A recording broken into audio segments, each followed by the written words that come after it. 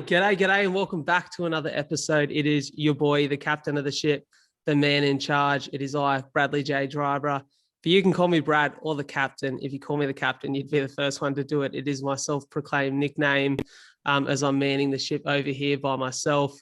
And in no way, shape, or form really dictates my ability to maneuver a floating ship or boat or yacht in any way, shape, or form. It just sounds cool. So get around it. Call me the captain. I'm here today to dive into conversation with a guy who I've become quite fascinated by in the course of the last month or so. The first time coming across today's guest was actually when he was interviewing one of my previous guests, Taylor Cecil. And for those of you who don't know him, I'll give him a little intro. You know how we do it. We like to roll it from the top. He is an absolute master behind the lens in the extreme sports world. He has his own podcast, Gypsy Tales, where he speaks and connects with guests from all over the world who are doing similar things to what he does, people who have been in front of the lens when he's shooting, but also people who just have incredible stories to tell. He's a character maybe given away by the name of his podcast that has lived that kind of gypsy life where he's traveled around, not finding himself in one location or in one area of life for too long. But today he's sitting in the Gold Coast in his studio, and we're connecting here to have a chat. So from your home, your car, or wherever you are, give a very warm welcome to the one, the only, Jase Macalpine. How are you, brother? What's going on, Captain? Mate, you'd be the first one to say it. We just spoke before off camera. Great morning here, like Thursday morning. This is the first podcast I'm shooting in a few weeks. Realigning with what this was all about for me, the purpose of connecting with inspiring people who have stories to tell and stories to share that I believe will have some sort of impact or some form of impact in the lives of those who choose to tune in. And you've definitely had an impact in my way of thinking, my way of thought, and I'm excited to be face to face with you across Zoom. No, man, I really appreciate it. And I also go through periods of a couple of weeks where I don't really want to do podcasts and whatnot. So don't feel like you're alone in that feeling, because I'll go like a couple of weeks without doing them, and then I'll bust out like 5 in a week, and kind of ebbs and flows. So you ain't alone in that. You know what? It's funny on that topic, and you'd be able to relate to this, because we're doing the same thing in many ways. Is I thought about this. I've been watching a lot of Zane Lowe lately. Have you ever heard of Zane? He's a DJ, producer. So for those of you who don't know Zane, he works for Apple, and he does a lot of the interviews with some of the greatest, producers, musicians in the world. And yeah, he's done everybody. Everyone, like he's insane. His contact book is it's like the Oscars guest list. Like it's incredible. Yeah. And I was watching a lot of his interviews, and there was one in particular with Harry Styles where Harry spoke about the way that he wrote his latest album and the fear of that album not being what we in modern society or culture would define as successful, being the hits, the numbers, the awards.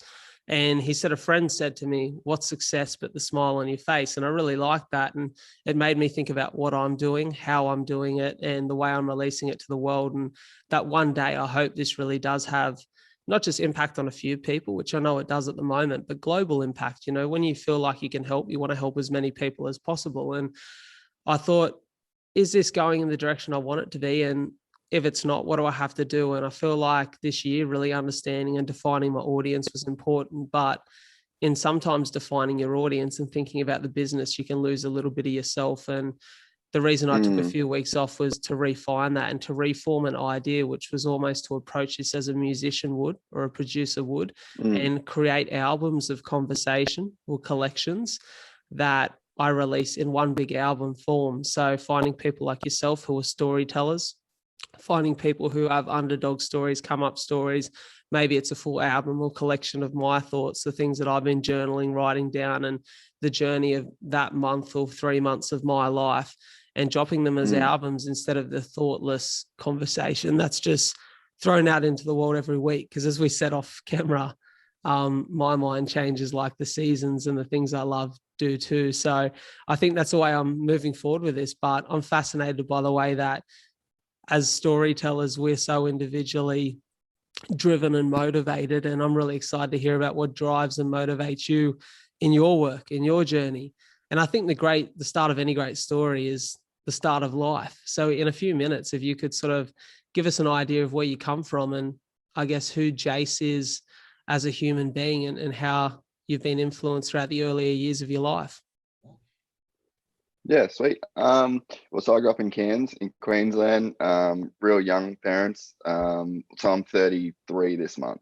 So I was like 88 was when I was born, and yeah, real young family. I think mum was like 21 and dad was like 23 or 24. And then yeah, just grew up like a real simple life in Cairns. Like we didn't have a lot of money.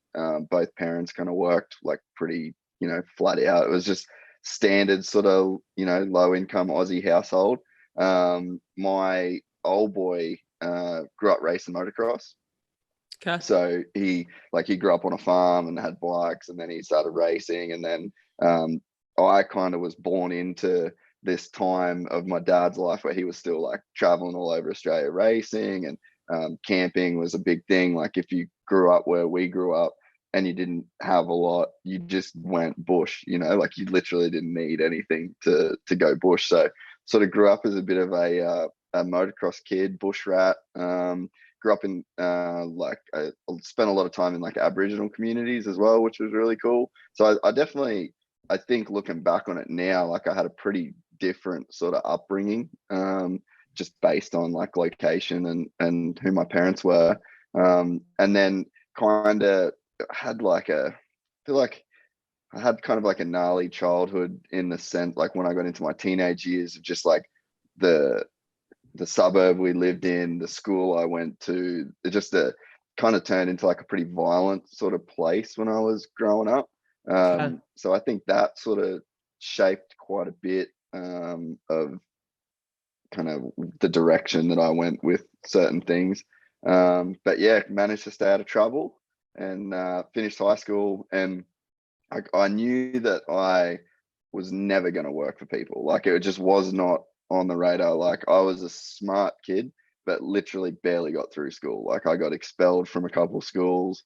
I was moved around a lot. I was in all these different classes. So like I was like a very cliche problem child at school for my parents. And then I just knew that I was not going to work for someone. I wasn't going to do university. So like I got my certificate in year 12 and then that was it. I was done. I just kind of went off into the world and tried to figure it out. And I mean, dude, I've had like t-shirt brands, I've had fucking sticker companies. Like I used to make motorcycle graphics, and then I have no idea why I did it, but well, I ended up writing for a magazine called Stroke magazine, which was like a motocross magazine, and writing was the thing that I was the best at school, was English, and I loved writing. So I started going to these races, and I kind of knew pretty quickly that I wasn't going to be professional at racing, but that was the thing that I just loved the most. Like I think that was my escape from all of the kind of shit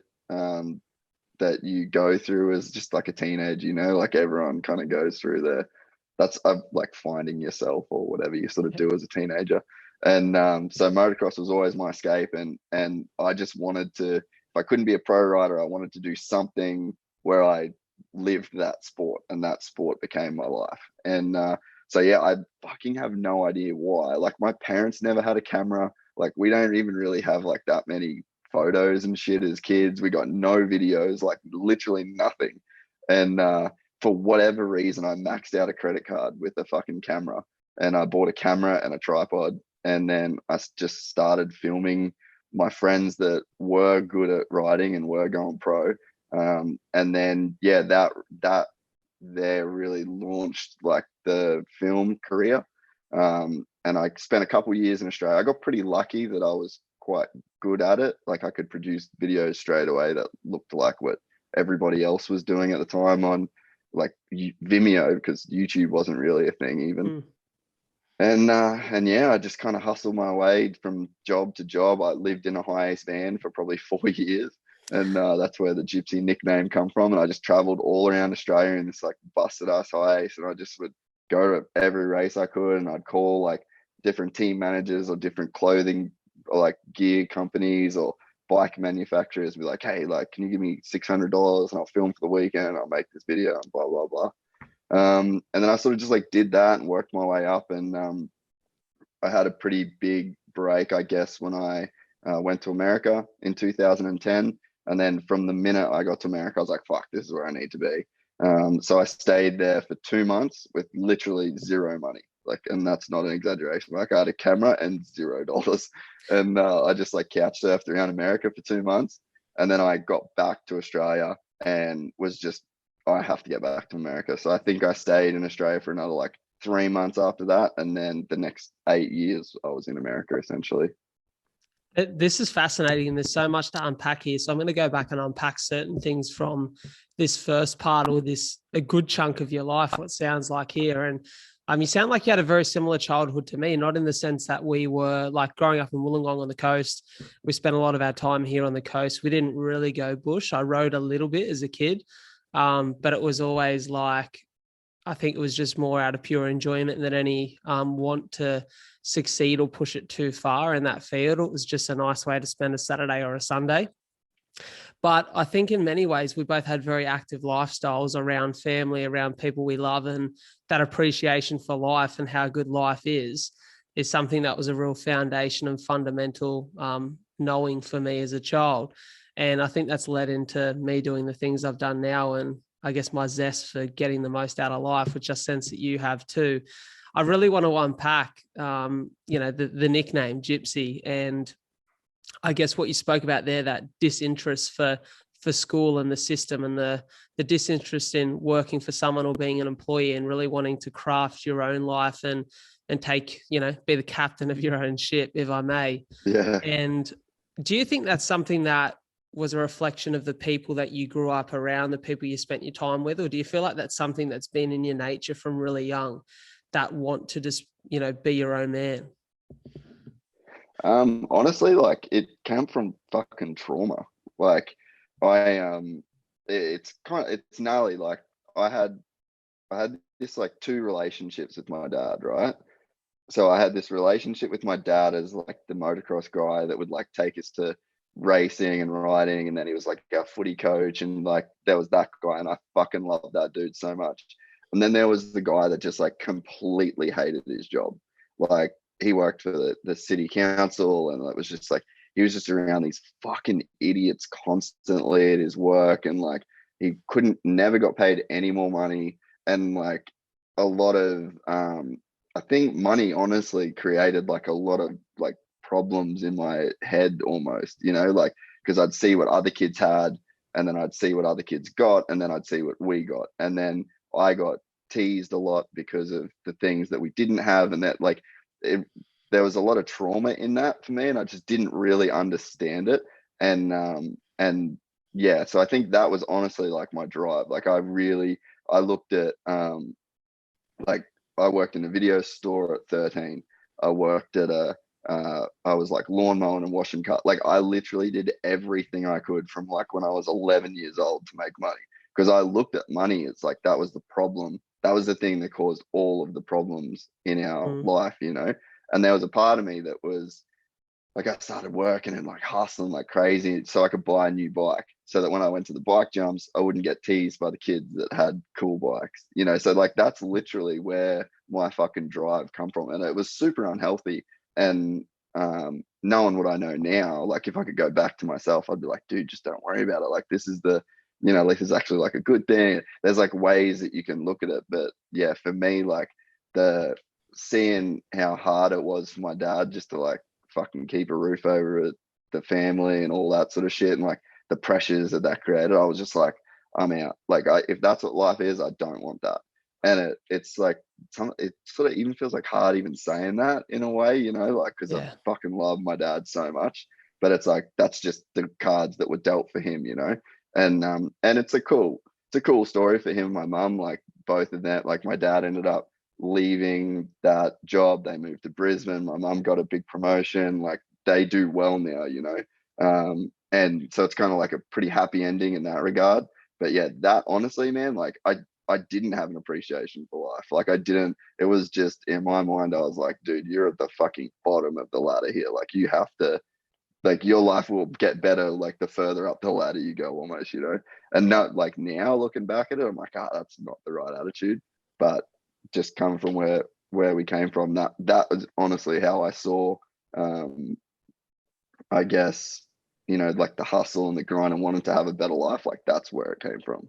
It's really interesting to hear the way that you contrast those two sides of your dad and the two sides of your relationship with him, and almost your relationship with yourself through that.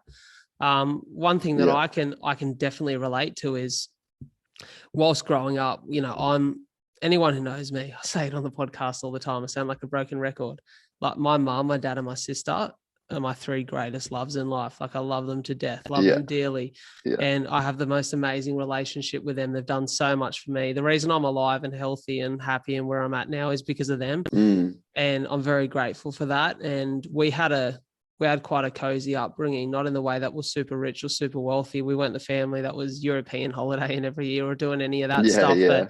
But my parents But there's worked, a level. Yeah, my parents worked really hard. They owned our house. My dad worked 4 jobs for a time. My mum worked 2. Like they were very devoted human beings to make sure that my sister and I had everything we could have. And I'm really grateful for that. But I think, when you grow up in that, and my parents all the time, I seen that they didn't necessarily always enjoy work, that work was a bit of a grind sometimes. And I think growing up with cystic fibrosis and understanding that there is a certain mortality to having a genetic illness that, puts a certain, like the statistics say that I lived 36 or 41, and I believe I'll kick that far out of the park because of how healthy and well I am now, which I owe to them.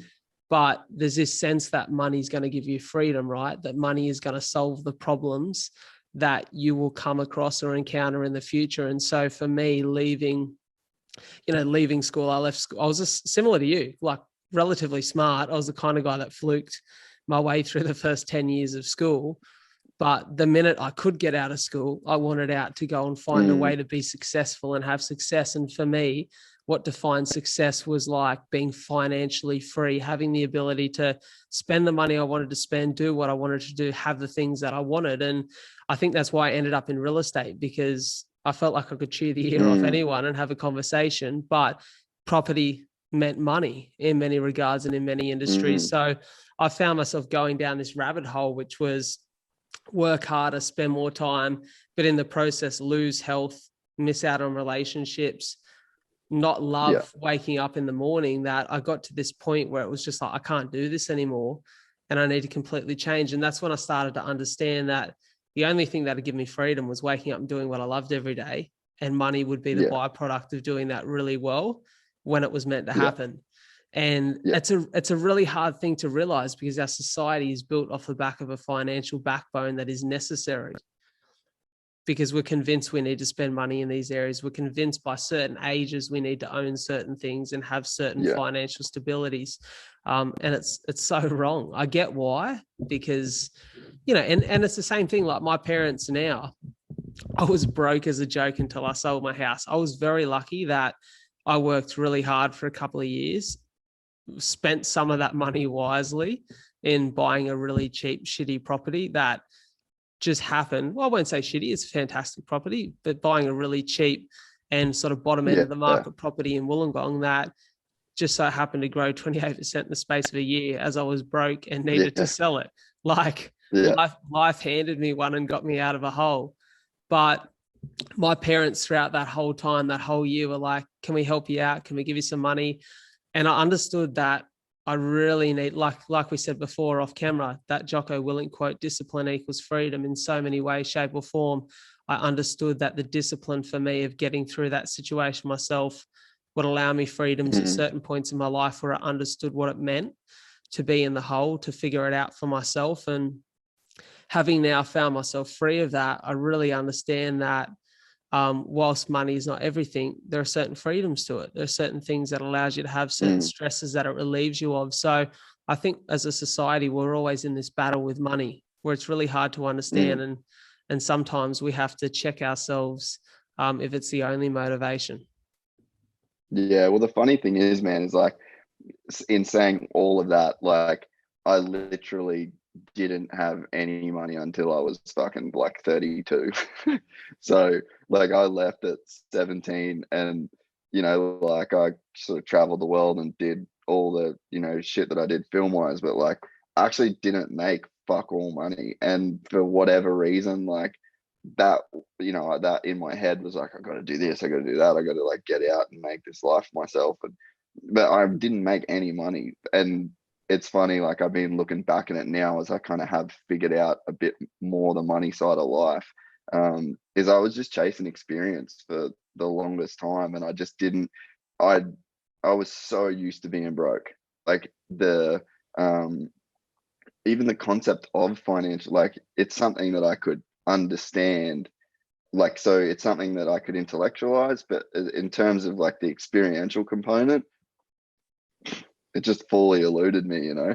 So like I was just, yeah, literally just gypsying around the world, would have no fucking money, like to the point where I would be with all my camera, like, and so a caveat with this, I had like a fucking $100,000 camera backpack, you know what I mean? So I'd like Yeah. made money, but I put everything into the filming and like into my art or whatever. But you know, like I'd rock up with like $100,000 backpack with fucking reds and all this crazy shit inside it and hard drives full of this crazy content for huge Red Bull projects. And I didn't have enough money if they weighed my bag for oversized luggage. So like I've been in like at a luggage check-in in London, like Heathrow Airport, and just pleading with the chick and be like, hey, like I'll show you my internet banking. Like I cannot pay this. And she's like, what about a credit card? I'm like, I don't have a credit card. You know, so like there's just been so many occasions over and over of just yeah, being fucking so broke still, but just doing this like really cool shit. So yeah, it's funny, you know, like I'll talk about my motivations and shit as a kid and like what I thought, and I kind of never ended up doing it, you know. Never really ended up making much money. But what I never had was a fuckhead boss, and I never had uh, someone talk down to me, and I never felt the things that my dad felt, you know. Like I felt different pressures and different stresses, but it just felt like all the suffering was on my own terms, not at the hands of somebody else. And I think that that's probably what if I look back at it now, like that's probably what I wanted. It's like I'm down to suffer, but I want it to be my suffering. I don't want it to be suffering induced by somebody else that I don't have control over. Yeah, I really like that. And the thing that I think being on the bones of your ass and in a financial sense really teaches you is whether you love what you're doing or not. And for me, Yeah, throughout the yeah, whole period that I was, you know, be it a very short period of time, a year, I never once thought about giving up what I'm doing. It was yeah. always like, I love this so much and it's so tough, but I'll do whatever I can to make it work. And it sounds very similar for you, where I think it teaches you something about yourself. And you know, I would recommend to most people, you know, like spend the money and the time on the things that you love. And for me, like there's something really beautiful in here. And you talk about how all of your money goes back into your art, into the thing that makes you happy, into the thing that makes you Jase. And, you know, it's why we're sitting here talking today, because you've got a life rich full of stories and, you know, amazing experiences, which that's what our time on this earth is all about. My favorite quote, another thing that I play like a broken record here on the podcast, is from the book The Alchemist. And it's basically the motive of the whole book. And it's, you know, that your only real obligation in life is to find your personal legend or your purpose, and just to relentlessly pursue that. And I love that. What else is life without something that gives you meaning? It's, you know, it's what we're all here to do. It's what we're all here to discover. And it's sad to know that some people just never will. And I'm really intrigued by, I guess what I want to ask first is what you feel like your purpose is. Like, define for me what your purpose is, if you feel like you know it at this point in time, and how being behind the lens comes into play and is a part of that. Yeah, man, fuck. I honestly couldn't even tell you. Like, I spoke with I had a guest on the show 3 or 4 podcasts ago, Adam Reeman, and he's fucking the next level moto filmmaker, adventure dude. Like, he went like rode a bike from Germany to the pyramids, or sorry, Austria to the pyramids, while there was like a full-on war going on through Syria. Like the whole place was locked down, but he was already going on this trip, and like he was like bribing fucking army officials to just get this epic shot of him doing a wheel stand on a bike in front of the Great Pyramid. And it's just like, that's his purpose. It's like, I don't know where the fuck that comes from. And it's, it's the same with me. Like there's a compulsion, like there just is. Like every morning I get up and I come into the studio and I do some kind of work on the podcast, and I do that regardless whether I enjoy it or not. And there's days where I don't enjoy it, and there's days where I'd rather be somewhere else. But for whatever reason, like there is, like, this is just what I get up and I do. And I think that the more that I, like, the last kind of 3 years, I've spent a lot of time with like meditation and a lot of study around different guess just like consciousness in general, and Eastern philosophy, Eastern spirituality, and arguments on free will, all those sorts of things. And look, at this point, I'm just like, hands off the fucking wheel. Like I just get up and I just do, like, you're gonna do something in the day, you know what I mean? I'm essentially just like trying to go on autopilot as much as I can and not talk myself out of doing something that would be a good idea. Yeah, I like that. It makes a lot of sense. Let's talk about landing in America. That's not much advice if you don't have something that you're already doing. You know what I mean? Like that's kind of, it's weird advice for someone, because that advice works for me because I've like got this thing now, but I think it's been a continuation of, like, like I said, it was t-shirts, and then it was doing stickers, and it was writing for magazines, and it was filming, and then like it's just this, I don't know, you just fucking do shit. And eventually I think if you do enough stuff, you'll kind of land on something that sticks, and you just stay in that lane. Don't you think that just as humans, like, we know when we're doing what's right? Like you have a sense of when you're doing something and you go, like for me, I think, yeah, there's things that, like, I've had a couple of different careers. I left school, I was a personal trainer. Then I had a fitness business where we do body composition testing. And then I was a real estate agent. And now I'm a podcast host. And like, I quit my job in real estate after 3 weeks of podcasting. Like I had no idea how I was going to make it work, but it just felt right. And I think you just know when you're doing something you're meant to be doing. And sometimes you fall out of love with that and things change, and the vehicle for your purpose, starts to look a little bit different or starts to form in a different way. But whether you're doing what you're meant to be doing at the time. And I think intuition, there's a lot to be said for intuition and listening to it. Yeah, I think I kind of have in my head like this idea of like action over motion, like you can sort of go through the motions in your head constantly. And like when you said before, like, oh, you can spend 6 hours and not know what you did. It's like, there was just a lot of motion, but there wasn't a lot of like physical action. And I think that a lot of people, and this was me, like honestly through my 20s, like I did so much cool shit, and I have like went all over the world, and there was a lot of action that went down. But I would say that, fuck, man, for the most part, it was all just in my head. What I didn't have, the next thing I was going to do, I'm going to do this, and then this is going to happen, and then this is going to happen, and then this is going to happen, and then this is going to happen.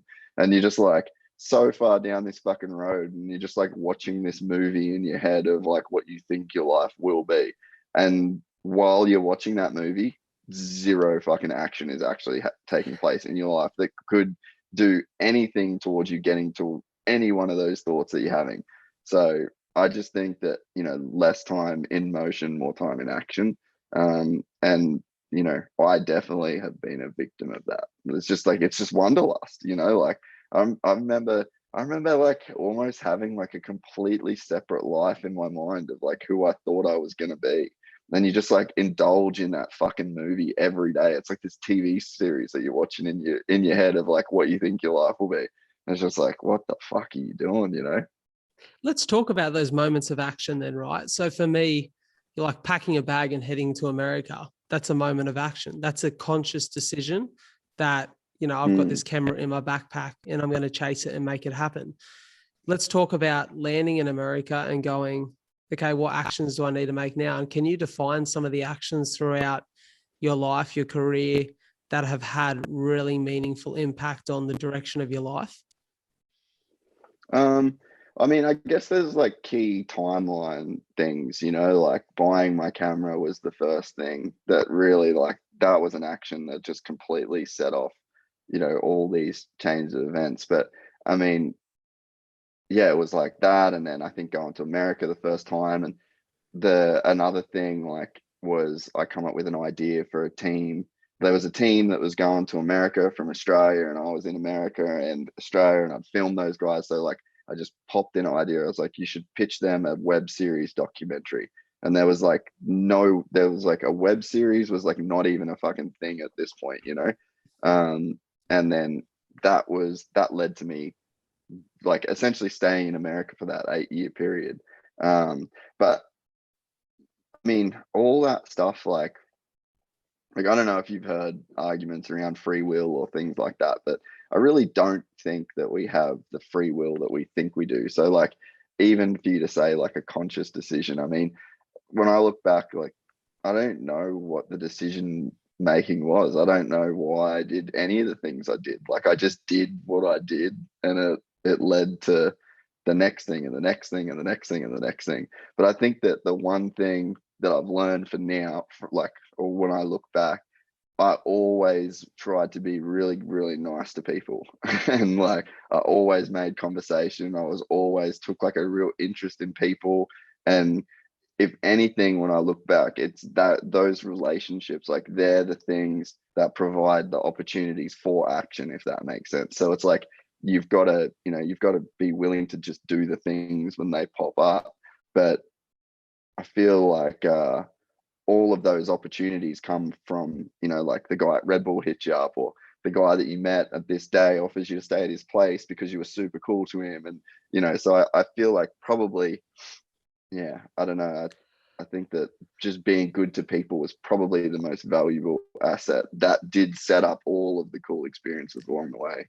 I shared this off your Insta yesterday. You said basically what you said there in a little clip off your podcast, and I loved it because it's something that my pop told my dad, and my dad has told me, and it's a conversation that we always discuss, and it's the theory of it doesn't hurt and it doesn't take much just to be a good human and treat people the way that you'd like to be treated. And one thing that, if I can feather my own cap for a second, one thing that a lot of people say to me, like I'm quite active, so I get out and I run most mornings or walk down at the beach, and I always get tagged in those things on Facebook or Insta where it's like tag someone that greets the whole community. And I feel like that's just me. I'm like, why wouldn't you walk past someone and say g'day, or give someone a smile, or be a decent human? There's something really fulfilling in that personally, where it's I make people feel good by my actions and by just being a little bit selfless for a moment, and something that really isn't that hard or difficult for me to do. The nature of being a good person, which we all have within us, is something that you get so much out of when you give people respect and time of the day. And I agree that, as we said off camera before we shot this, we had a little conversation for everyone who's now getting the gist of that before we hit record, is the people that I've met along the way over the course of now, you will be episode number 90.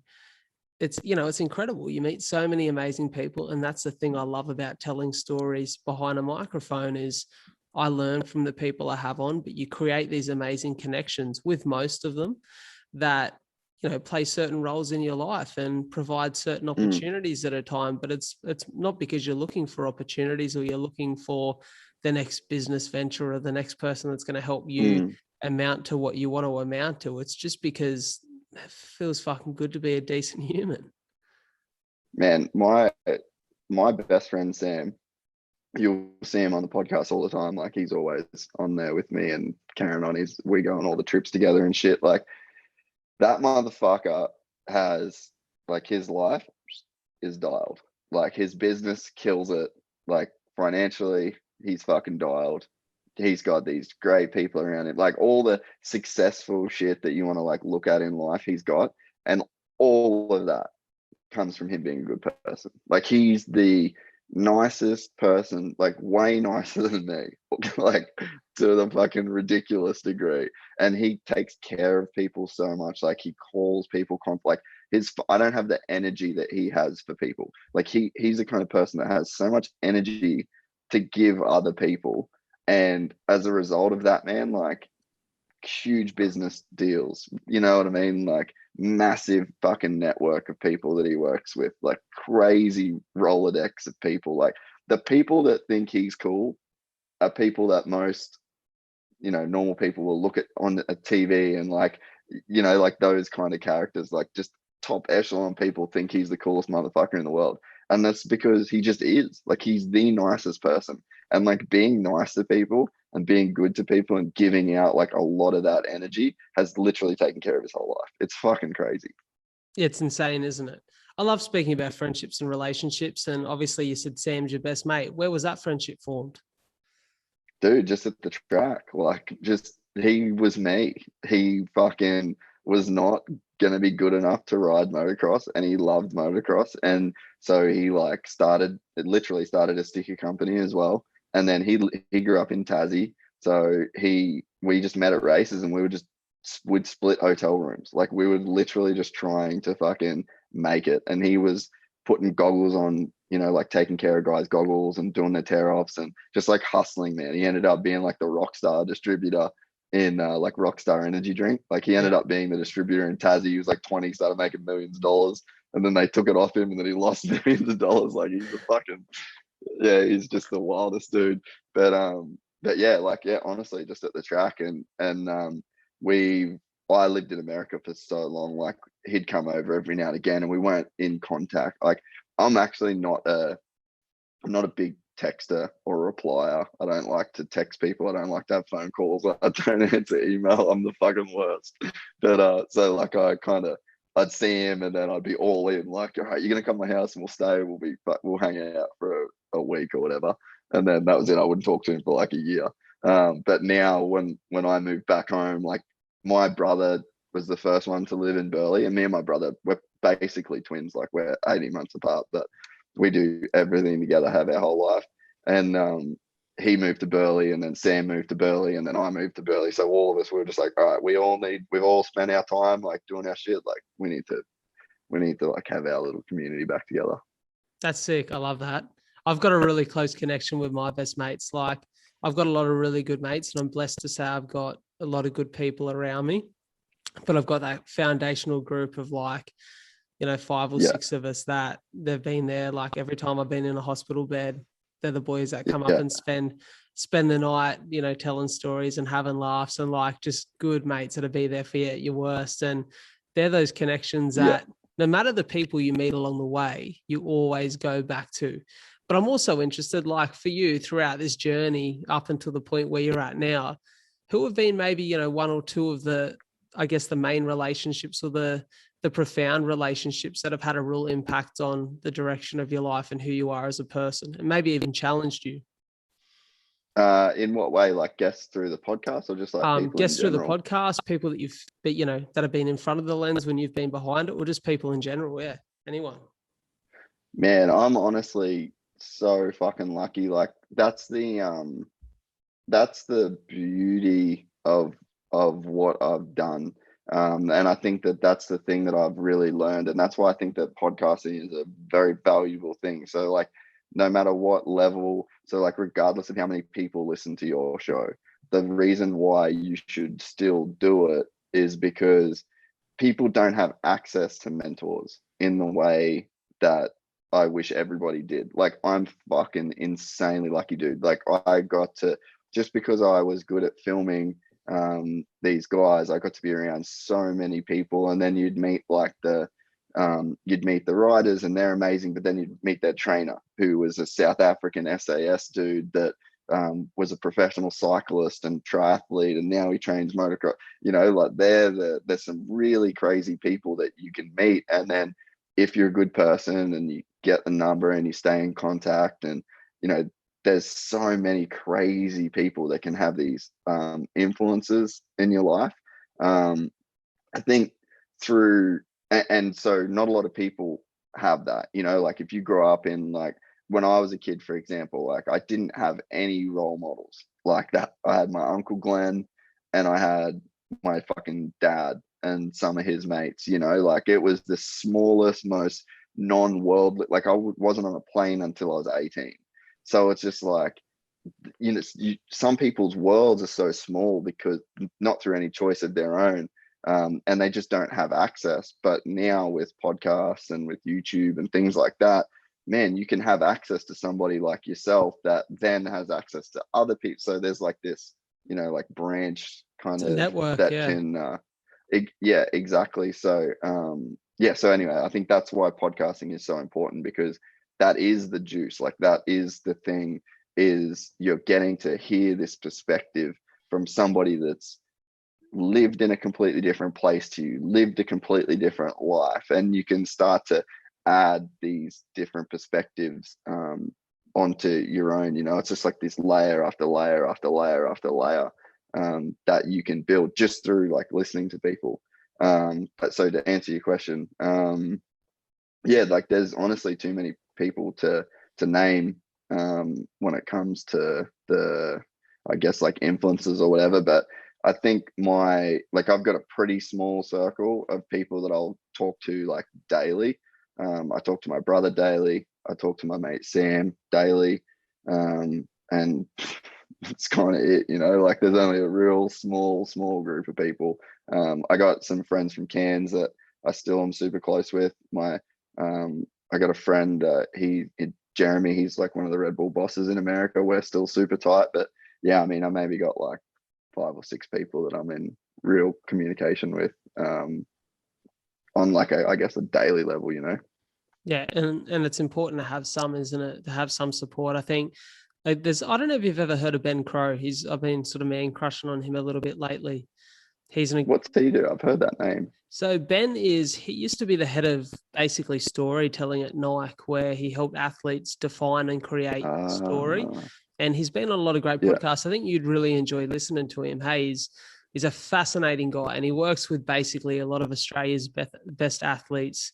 A lot of people in the AFL space credit him to Richmond's turnaround. I'm not a big fan of the sport and I don't know it too well, but their turnaround. Yeah, And I thought he was an AFL guy when you said it. Yeah, so he mentored them and basically helped them redefine who they are as a team, the journey they're on, and just a really, really well spoken and really well thought out guy. And one thing I loved in one of his recent interviews was listening to him talk about how it doesn't matter how strong you feel you are or know you are individually, we all need people in our life to help us and support us through. Nobody does this or goes through this alone.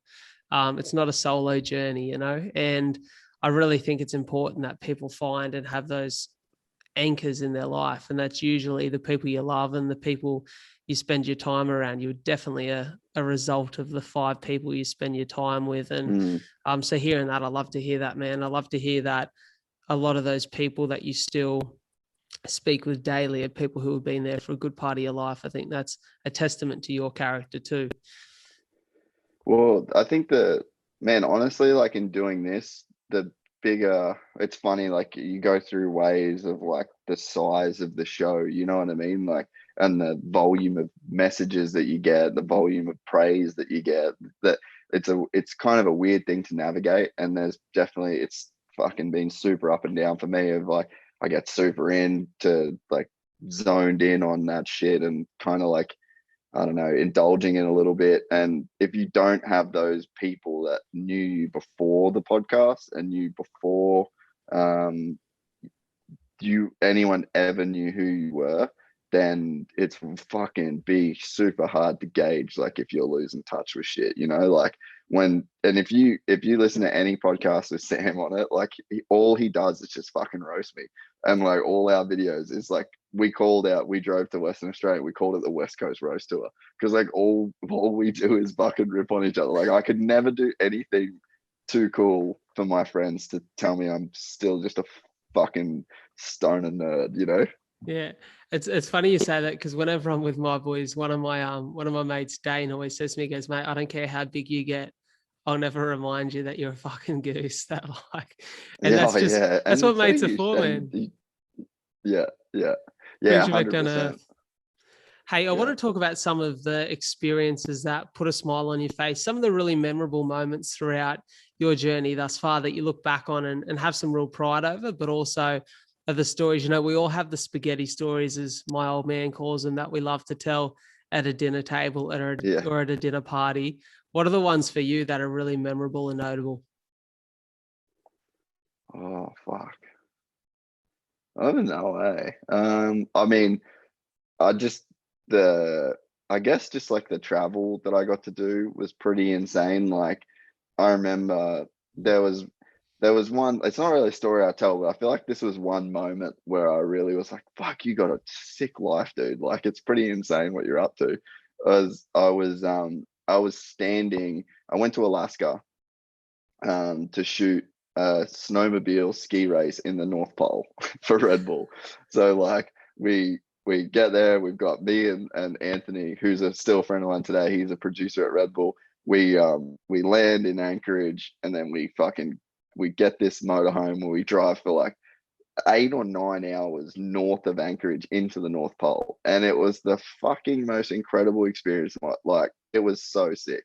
And anyway, so we get to this place that night. It was the coldest I'd ever been. Like I've never experienced cold like that in my life. And still to this day, cold is such a relative term now because of going to this place. And then we went and we ate fucking everything in this cabin, like caribou, sausage, and deer and reindeer, and like all this insane shit. Just with like this local family that lived in this tiny cabin on this frozen lake, so it was just something completely removed to anything I'd ever experienced. And then we didn't really have any phone service, and I'd actually forgot to tell my mum that I was going to Alaska. I'm super close with my mum, and so I'm just got dropped off by a helicopter onto like this fucking ridge line in Alaska, and I got this random bit of service, and my mum is like, "Hey, are you all right? I haven't heard from you in a couple of days. Like, what are you up to?"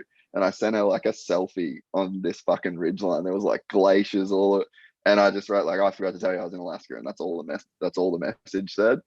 And that was definitely a moment where I was like, "Fuck, man, you're living a very weird life when you forget, like it's just not even on your radar to tell your mum that you're going to Alaska." Man, I love that story. That's so funny because I'm really tight with my mum too. And my mum and I speak probably 2 times a day on the phone, 3 times a day. Like we're really like in communication, sort of like always in touch family. And mate, if I go to Woolies and my mum hasn't heard from me for half an hour after she called me, she sent out a search party. So I get My that. mum would like to talk to me 3 times a day, but it ain't happening. Yeah.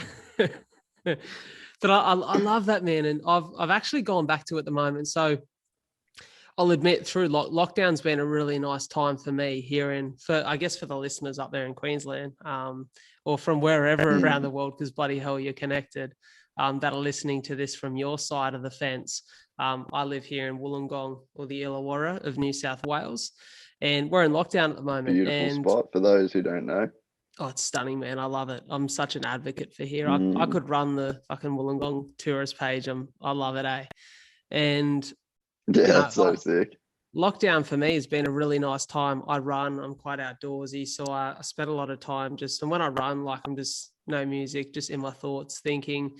And it's been a nice time to regather thoughts, right? With a little bit less distraction, a fewer people around me, just me, a little bit of my own company. And it's sort of been, I guess, the thought. I've been writing a lot lately to get a lot of ideas out on paper and just clear a bit of the mind. And one thing that I feel is maybe a little bit, I guess, a little bit of lust for experience, right? For a bit of travel, for a bit of adventure. I'm feeling it too, to be honest. Yeah, and it's been 2 years since I've got away, and the last time I got away was actually up to your area, Burleigh, for 3 days on a long weekend, which was a whole heap of fun. That's another story. But just for me, like this want or need to go and almost spread my wings. Like I'm the kind of guy that, because of my family never expect this of me, but because of how grateful I am for what they've done for me in my life and the opportunity I have to be healthy and just like living the life that I want to lead right now, is like that. It's such a profound appreciation that I almost feel like I'm at a point where I can see like my dad and his partner in a really great place in their life. They got the caravan, they got their place in Spain. They love to travel. They love to take my dog, their grandson Hunter, with them around in the caravan. Like my mum's got her place. She's in a great place in her life. She's got a career sorted. My sister and her partner have now got their own place, and like they're creating their life together. And I feel like everyone is in such a good place that it's almost this feeling of freedom for me that I can go and spread my wings now and make my life happen, and kind of trying to figure out what that path looks like. And I feel like I know what my purpose is. It's to be a storyteller and to have profound impact for the people who choose to listen in some way, shape, or form. But I don't necessarily know what the vehicle is yet. And that's what I'm trying to figure out. And I think there's this real want to go and experience that. So when I hear stories like you standing on, the top of a mountain in, the North Pole, and, having these experiences, and you hear, and one guy I've been watching a lot of and listening to a lot of again lately is, I'm not much of a reader, but I read Matthew McConaughey's Green Lights. And that was incredibly perspective shifting for me. I really love that book, and I've heard lots of good reviews. Did you read it or audiobook it? I actually read it, but I've heard good things about the audiobook. And mate, I'm a fucking terrible reader. I'm a great listener, but I'm a terrible reader because I'm so easily distracted. But it was one thing I could not put down. And I think it was just this real admiration for a guy who at the top of his field and at the top of what you would call a celebrity status has the ability to ground himself and go away from it all in just search of who he is as a human being again, and to continue creating those really meaningful experiences, like hearing him talking about sort of just making a success of himself in the movie space, and then him and his dog, Miss Hud, getting in a bloody caravan and an RV and driving across the country while he's doing these meetings. And for me, that's fascinating. That's living life, right? Not being confined or chained to one area. And so I love hearing these stories, man. It inspires me. And I think whether at the point in time, like you were there for a work thing, but I just think travel and meeting people and all those things are so much bigger and so much more educational than sometimes we even realize in the moment. They have more impact than we can actually feel or see when we're there experiencing it. And I think and the thing is too, man, is like you don't have to go to Alaska to get that. Like I got that exact same feeling. We just drove to Western Australia across the Nullarbor, and like we got to the Great Australian Bight and stood on the cliffs, and I got the same feeling of like being in Alaska. I got it right here at home, so I just think like it's fucking so available, man. Like you can find that same level of like beauty and wonder in just a sunset at like a local beach. So I think that sometimes we romanticize like the stuff that's so far away, but I think that you can get to the same thing by just driving literally wherever you are in Australia. Just fucking drive west and you'll see as alien a landscape as Alaska.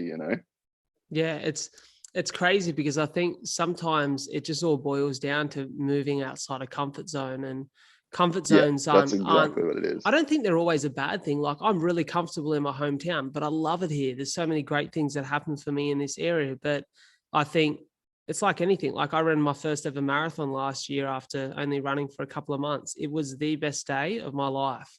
It meant so much to me. There was so much more to it than just running a marathon, but it was this feeling that's given me so much inspiration and so much meaning to who I am as a person. And it's just because I suffered for fucking 4 and a bit hours. And I think there's really something to be said for that. And that's what I'm just trying to do. I think I'm in search of those moments that challenge me a little more personally and are outside of my comfort zone.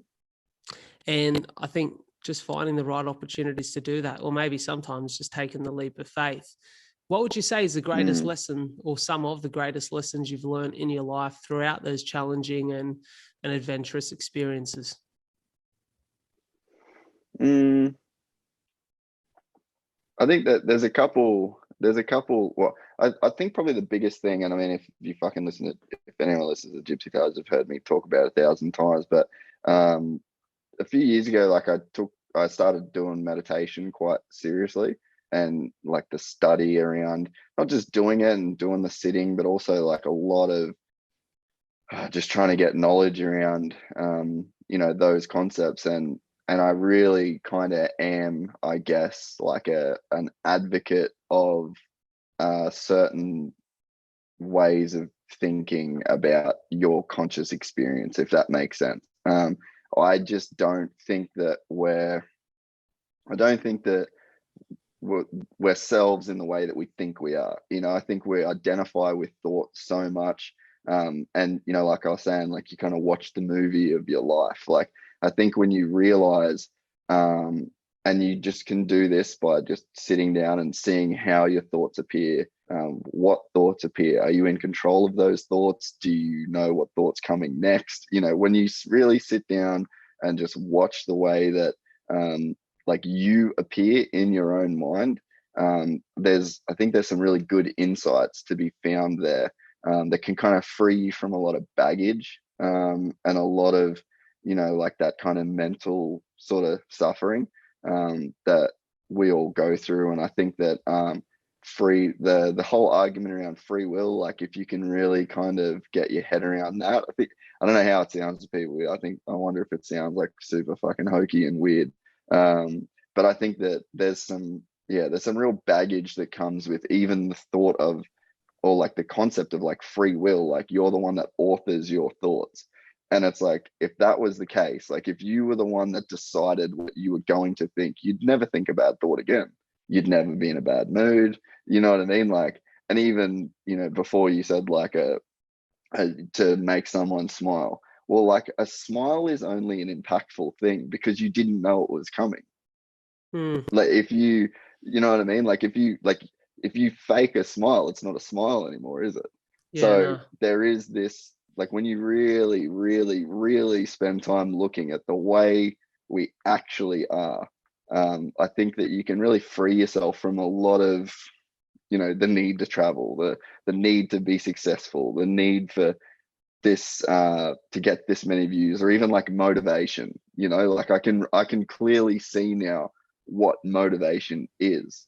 And so that I think that that's probably been my biggest lesson in life. Like honestly, my life, everything in my life got better as I kind of explored this this kind of lane, and then like really practice it, gave it some good time with the open mind. And I'm still something I think about every single day. It's like still this constant kind of I don't know, it's like a discipline. It's like the same for me as like motocross or jiu-jitsu or work or reading. It's just like it's an endeavor. So I think that would be like my biggest lesson in life, is just taking the time to sit down and see how I appear in my own mind, and like how everything appears in my mind. And then, so I guess that would be on like more of a overall kind of level. But I mean, there is still this level of like, okay, you are at the mercy of your thoughts, and you do get connected to these thoughts, and you are this, like, you've always got this feeling of free will, and that you make decisions and you make choices. So then when you're in that lane, like how do you make better choices? So I think that my things that I've kind of learned in that regard is that there's like beauty in every situation. Like your sickness, for example, like there's a duality to those things that is really, really hard to understand, but it's always there. So like you've got this terrible illness that causes this, like that you could die from this illness, but then as a result of that looming reality that you could die from this, you actually extract so much more out of life. So there's this duality to everything in life. And you can apply, so that's like applied to a negative thing, but then you can apply it to a positive thing, like making more money. Well, then that might be a positive, but on this side of the coin, then you're going to have more taxes you got to pay. You're going to have, like, it's going to be harder to manage that money. You're probably going to buy shit that's going to mean that you're going to need to make that sort of money over and over and over again to sustain it. So I think that that advice becomes great if you're in a position in your life where it kind of objectively fucking sucks. Like you haven't got that much money, you're not having much luck. If you didn't have bad luck, you wouldn't have any luck at all. So it's like, if you can have that framework and go like, okay, so for as equally fucked as this situation is right now, there are the exact amount of positives that can be extracted from this situation.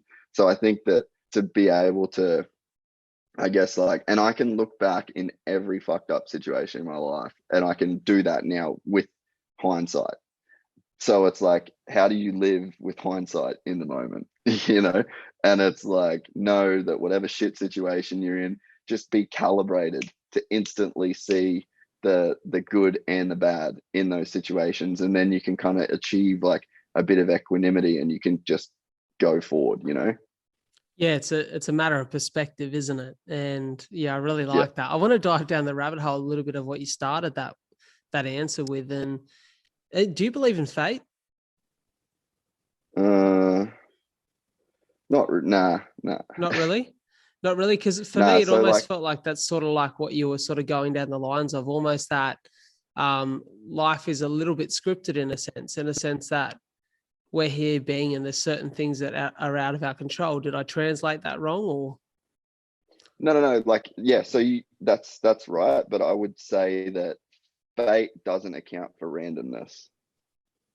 I like that. And like, yeah, so and you can just like in terms of physics, like you can count on randomness essentially. You know, there's like I'm not smart enough to fully explain those things, but there is a way that science can account for randomness in the universe. So, but I mean, like who we are, you know how there's like the argument of like nature versus nurture. Yeah. So it's like, which one produces this? Is it nature or nurture? It's literally 50-50. Like who you are and like the conversation in your head, like the self that rides like shotgun to your experience, that explains like, oh, I'm really hot today. Oh, I'm really tired. I'm this, I'm that. I'm like the thing that describes your life, the narrator that rides in your head, the person that you talk to when you're trying to make a decision. That is like here's nature in terms of this is the DNA that you were built with. This is what was given for you. That all shit you had no choice in, like you couldn't pick how you're born with an illness or with whatever it is. And then you also didn't pick the economic state that you were born into, economic state of the country that you're born into. So there's that shit is just so it's out of it's out of your control. And so like you're born into space and time and those things almost run in parallel. And what's in the middle of that thing, the fucking, you know, the conscious agent is as a direct result of what's happening when those two things run side by side together. Yeah, I get where you're So coming from. in a sense, like, so that argument is called determinism. So it's like every action that you do is predicated on the action that came before. So that's kind of the basis for that argument around free will. But then there's just complete randomness that gets thrown into the equation, which I essentially like can't really leave room for fate in my eyes. No, I get that, and I like it. I like it because I often, I guess, tussle with that idea that there's certain things Yeah. in my life that I feel like one thing I have. So I would say, I don't know whether you are or not, or whether you even want to comment on it, but to a degree, there is a religious side to me, and in the sense that I think there are certain beliefs that I'd like to have and that I'd like to believe that I think are really like give me a sense of peace. So like I've spoken about it before on the podcast when my parents divorced. So probably doesn't sound like my parents are divorced. They've got amazing relationships still. Their partners get on, like everyone gets on. It's kind of this Yeah. weird, super functional, but kind of shouldn't be dynamic that works really well for us. And for the first time in my life at the age of probably 11 or 12, being in, you know, might have been at mum's house for a couple of nights, and I didn't know whether dad was getting to bed safe because he was a copper at the time. And, you know, being at dad's house and didn't know when mum was safe at home. Like, had she got home okay from work or wherever she was she going to bed at ease, you know, healthy and safe? And it kind of like for the first time in my life, I felt out of control of my family dynamic. So the only thing I knew to do was just to put it out of my hands, right? To pray to a higher power, in my case being God, coming from a Christian school and Christian background, to give me some sense of like freedom over the matter. And that's something that since that night, you know, 14 years ago, 13 years ago, it's just been a common practice that I can't put my head on the pillow until I do that every night. It gives me a sense of peace within. But I have this theory and I don't know how wacky or weird this sounds. I've only explained it to a few people, so you're one of the first. Is I love that weird and wacky. yeah, it's cool, right? It makes you think that as a kid, I used to get a lot of my parents' friends and a lot of my family would, say the same thing to me quite consistently, that idea of you've been here before, like you've walked this earth before. There's certain things that you understand at a young age you probably shouldn't, or like certain views that I had on life as a kid around mortality and life and what this all meant to be on this floating object that is Earth, that were kind of unexplainable for a young kid. And in sort of the last 6 months, I've been thinking about this theory. I remember speaking to someone who was dramatizing a really simple and quite undramatic thing in their life. And it hit me. I was like, that person hasn't been here before. Like, it's almost like for them, that's the first time they've ever experienced minor loss or frustration or sadness or anger in a form that they don't know how to communicate it, and they don't know how to shift their perspective or understand it from a different point of view, that it became like the worst thing in the world. And like, if someone had sat in front of them and revealed that their child had cancer, it's like they wouldn't be able to sympathize with that because their thing was so bad. And I just thought, oh, they've not been here before. And that's no diss on that person, or that's no disrespect or not being negative towards them any way, shape or form. But I just thought there's almost this theory that I have, that as human beings, some of us have been here before and our souls travel to other bodies, or I don't know how it works or how the connection of the science of it is, but maybe some of us are here for the first time. Maybe some of us have lived lives before, but the experiences that we have allow us to handle and deal with the next life a little better.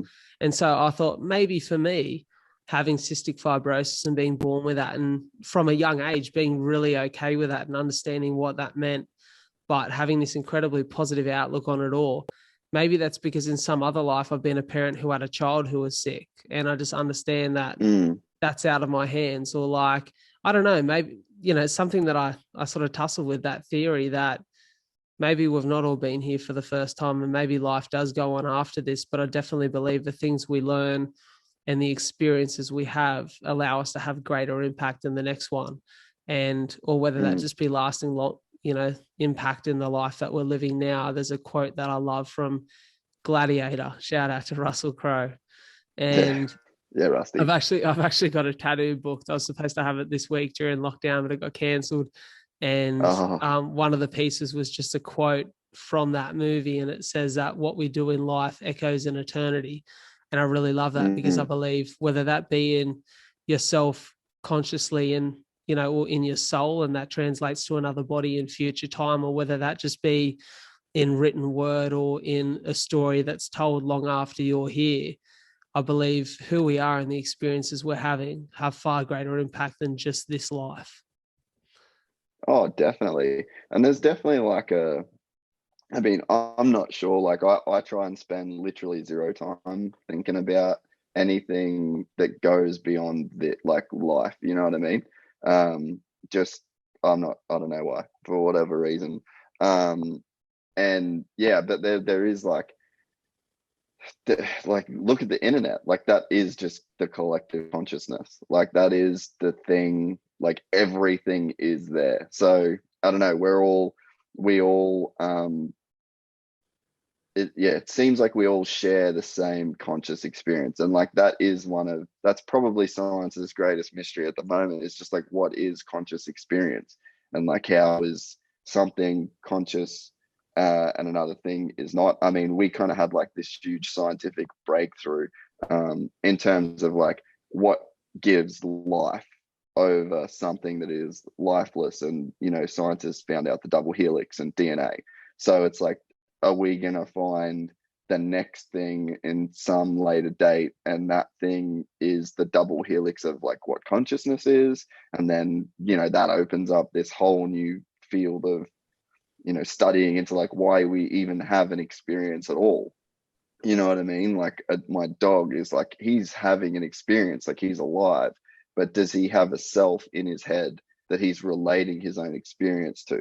And there's so many mysteries just around consciousness in general, of like, if you cut the corpus callosum in the brain, then you get two conscious halves of the same brain that are not connected at all. Like it's two completely different consciousness. Like you can, so the left hemisphere of the brain can't verbalize anything, but with the left hand it could write something down. So you can ask a split brain patient and you can say to that person, what do you want to be? Like, what's your career goal?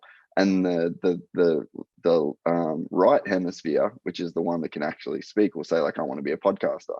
And then the left hemisphere will literally write down astronaut or fucking rock singer. And there's zero correlation. So like there's so many mysteries around just like what our conscious experience is. And yeah, it's just a subject we know nothing about. And it's sort of like, that's the place I just try and live my life. I fucking don't know anything, but all I know is what I can observe. And I think that's why for me, the practice of like sitting down and meditating is just like, that's just confirmation. Like, okay, what is actually going on here for you? Like, what thoughts come up? Would you have chosen that thought if you could? Okay, so obviously you don't really have a choice. Like, you're just this fucking kind of like a hamster on a wheel, you know?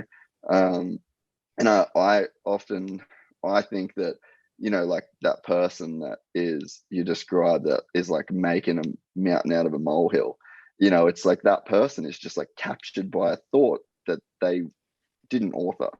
You know what I mean? They're just like, they're fucking watching the movie and they're telling you about the movie, that they're like the convert. It's funny, like you get somebody that'll text you something like, oh, I've got such a bad headache. And it's like, okay. Like you just text me a thing that like you just said that to yourself and then you just texted to me, you know? So I think that for the most part, people are just like, we're just a slave to whatever fucking thought pops in our head, and we identify with those thoughts. And if there's no process that you've got of like auditing those thoughts and like really seeing, you know, the true nature of, I guess, like the mystery of where they come from, you know? So like, I guess I've decided that I don't want to be all of my thoughts. I'm not responsible for the good ones. I'm not responsible for the bad ones. I'll try and live from this place where I've got like a little bit, like enough distance from them that I can kind of give myself a chance to decide like what is a good thing to do. And you know what I mean? Like have some distance to apply like rational thinking and solid morals. But other than that, it's just like hands off the fucking wheel, you know? Hands off the wheel. I love it. And that's what makes life exciting, right? The last thing I want to sort of touch on is, we've heard about your amazing experiences, I guess the path of your career, the path of your life, is I really want to dive into, you know, when you're not behind the lens, when you're not, you know, behind the mic or in front of the camera on Gypsy Tales, who's Jase? Like, what are the things you love to do? What makes you, you? What makes me is a very obsessive personality. Okay. So I've learned, that's one thing that I've learned, is that obsessive personality needs to be channeled into things that are productive, and it could be channeled into very unproductive things, which I've been into in the past, or it could be channeled into productive things. I've definitely tried to the last couple of years, like I really decided like, okay, I'm gonna fucking properly have a crack and like really, you know, apply myself and really try and work hard, really try and have some discipline. And it's funny, I actually listened to this interview with Warren Buffett, where he said, make a list of 25 things that you like to do, and then numbers 6 through 25 become your do not ever do this under any circumstances list. And I was like, okay. So then you've got these 5 things that you're left with, and you're like, fuck, I need to be ruthless with this. And it's fucking insane how true that whole 5 thing rule is. So I've got like body and mind, and then I've got Gypsy Tales, I've got jiu-jitsu, I've got reading, and I've got motocross, and that's my 5 things. So for the last couple of years, man, like I've honestly just dedicated my life to doing 5 things and 5 things only. I've got rid of my TV. I've watched 2 movies in 2 years. I watched The Matrix and Borat 2. I haven't watched a fucking Netflix show. I haven't, like, literally nothing. If it's not on that list of 5 things, then I just fucking don't do it. So, and it's I love so that, yeah, my man. That's life so is cool. honestly, it's insane. And I've started to yeah, I've just started to, like, really, really, really enjoy the process of all those things. Like, I'm I'm a really big advocate for, like, stretching and mobility. Jiu-jitsu is insanely important to me. That's the thing that I'm struggling with to do the most at the moment, just like schedule wise, and it's been quite hard to get to, like, set classes at the moment. Um, but yeah, I mean, I've just got those things, and I just try and get better at them for no other reason than just getting better at them. Like, I don't want to attach any goals to any of those things. I don't want to win competitions. I don't want to win races. I don't want to read a certain amount of books. I don't want to have the #1 podcast. Like, nothing that I do um, at the moment has any goal attached to it. It's just like, they're the things that I've picked, and that's, I guess, the yeah, what I'm, like, sort of really doubling down into. The thing I was going to say is, so this is where the 5 things thing actually matters. So essentially, I've got 6 because I've got to put relationships into there. So I got body and mind. I just didn't talk about relationships. And the thing is that I tried to have motocross and work. Like, I tried to squish those 2 things together, and say, like, oh, well, motocross is part of work, like, I've got all the guests come on, we got to do these rides, and we got, like, sponsors that give a shit. And then that essentially pushes jiu-jitsu out the window. So it's fucking very important to have your priorities and stick to them. And yeah, that's the reason why I think I've been able to, like, make quite a lot of headway in the last, in terms of, if you wanted to have, like, objective metrics and success, like, quote unquote. I think that the any goal that you could have, like, in terms of downloads of the podcast, like, let's say if that was, like, a metric that I was, like, really focused on, like, that it was an outcome and I wanted to work to do that. I have no idea, like, where I'd be right now, but without focusing on that metric as, like, it's not a goal. I don't have any download numbers or anything in mind, or money. So I've completely smashed every single thing that I ever thought was possible. And I would have given myself, like, rough timelines to hit, like, so yeah, like, May was the biggest month we've ever had by so much. It's out of control. And I couldn't have told, if you asked me to, like, put a day on when I would have hit those kind of numbers on iTunes, I couldn't have told you, like, and it would not have been in May this year. So I think that, like, honestly, my life has gotten better by focusing solely on, like, these few things and doing them just for the sake of doing them well. And then not worrying about any other outcomes. And as a byproduct, my life's gotten much better than I ever thought it could be. Man, I love that, because I've been on that same journey, sort of freeing myself of the numbers, the statistics, the things that almost change the reason why you're doing it to begin with. And Yeah. there's something fucking freeing about it, something that feels really good about just being better, like you said, just going on the journey of trying to be better at what you do because you love it. It's one of those 5 Yeah. things. And yeah, I like that. I might have to do that. I might have to write a list, eh? Yeah, it's hard.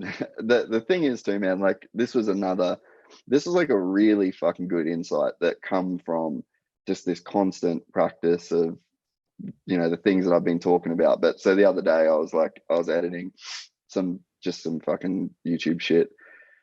And then I was like, I stopped what I was doing. I was like mid thumbnail, like mid YouTube thumbnail. And I stopped what I was doing and I typed in my iTunes hosting, and I was going to check my numbers. I was going to get a refresh, fucking see everything go up by a few thousand and be like pumped. I'll get back to doing my thumbnail.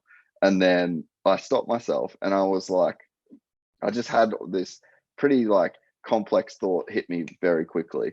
And I was like, okay, this is the definition of seeking. Like, you're seeking something outside of yourself to try and give you motivation. And then I was like, okay, so who decides how much motivation this gives me? Like, what's the process of, like, so let's say the episode went from like 100,000 to 110,000 in the space of me refreshing it. What am I looking for? Is there like a specific like number of motivations that I'm going to get given that's then going to make this thumbnail great, which is then like whatever motivation that I would get from seeing that number on a screen actually already exists inside me. I would be the one that would have to produce the motivation.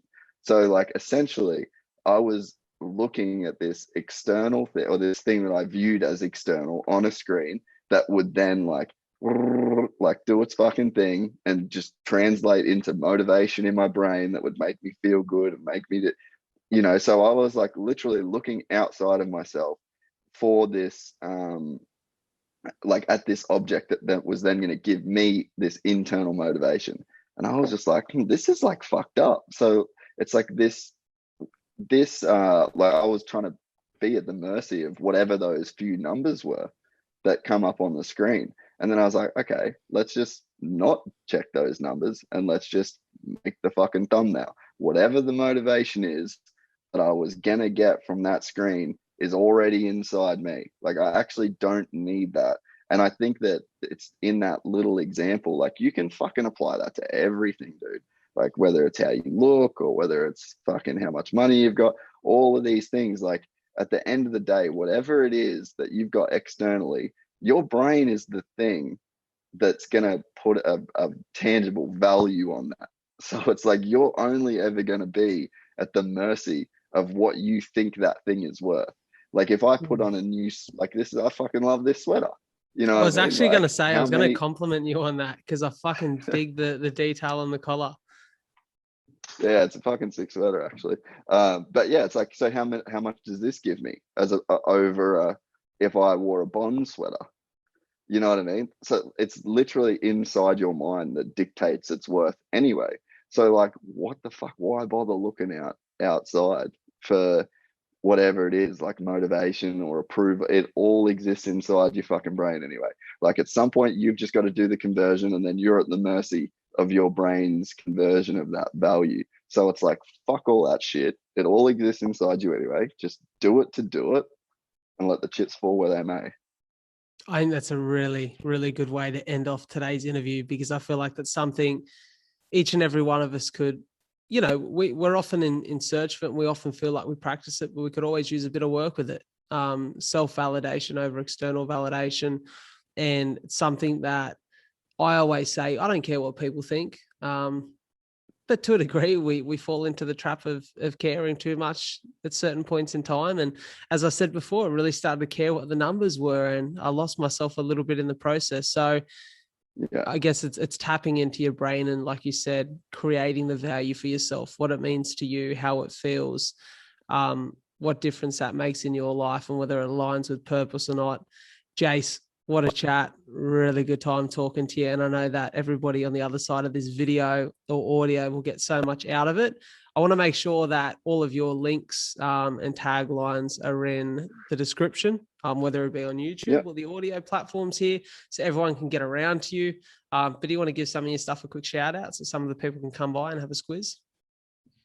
Yeah, just I guess if you search Gypsy Tales on like Instagram, YouTube, or iTunes, Spotify, one of our episodes should hopefully pop up. And get around you, the human himself. Like I said, all the links and descriptions in today's bio. Jase, it's been an absolute pleasure to have you. We've had a lot to talk about. Funnily enough, that's the name of the show. And if you're hearing this, watching this for the first time, thank you for tuning in. If you're here for the second time, or one of the many times that you've tuned in, thank you so much. It's you guys that keeps this alive and thriving. And I'm really glad that I can make something that's of some impact to a few of you, or hopefully many of you one day. Take care, brother. Thank you so much for coming on. No, I appreciate it, man. Thanks so much for having me and let me dribble my nonsense. Cheers. My pleasure.